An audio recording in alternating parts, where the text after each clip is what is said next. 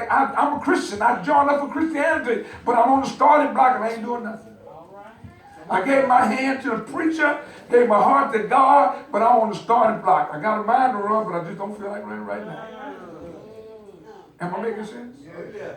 And there's a whole meaning because a lot of Christians who have signed up for the task of Christianity, but they want to get on the starting block and just stay there. You can't run in a stationary position. It's practically impossible to run and be motionless at the same time. Are y'all still in it?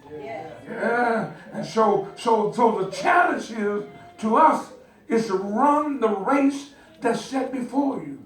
Look at your neighbor and say, it's a challenge, but run. It's a challenge. Come on, talk to him. Say, it's a challenge, but run.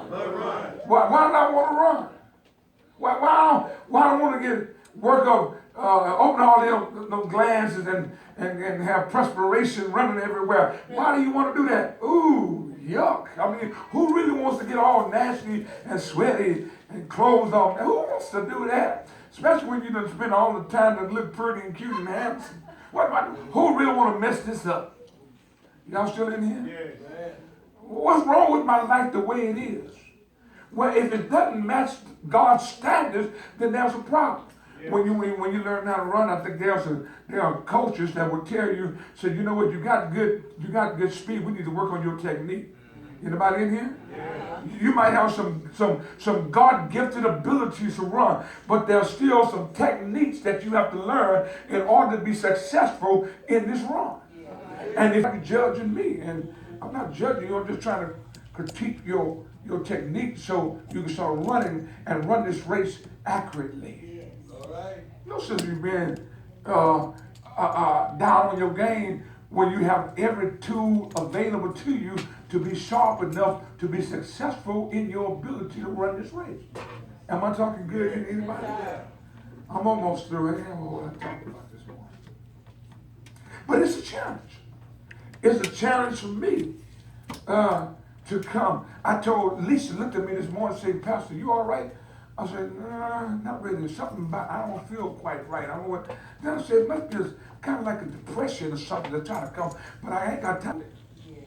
I mean, come on. I'm not, it's not oblivious to me.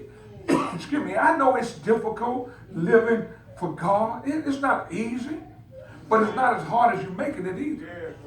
Let me say it again. It's not easy, but it's not as difficult as some people you're going to have to get rid of. You're going to walk out of their life, tell them, look at, and when they call you, look at the call ID. You know some folks, you get the call ID. Oh, that pastor, I ain't answer that one.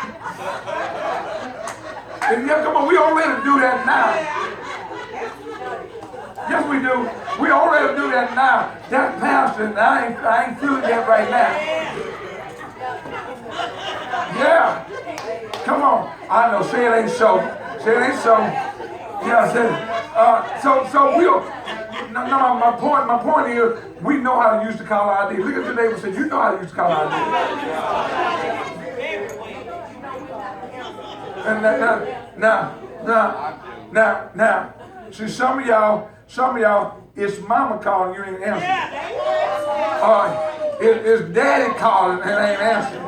And some of y'all answer if daddy call, but if mama calling, ain't answering. And some of y'all, if it's daddy, if mama's calling.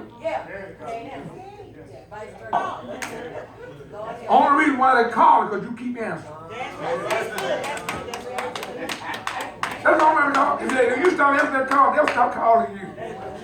What you doing? I ain't answering your call. That's what I'm doing. What's going on with you? Call the ID.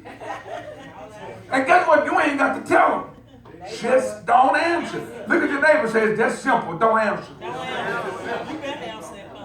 If you're trying to get ahead in life, some people you don't even deal with no how. If you're trying to get some things accomplished, some people only come in your life to hinder you. Yes. They don't know they're on assignment.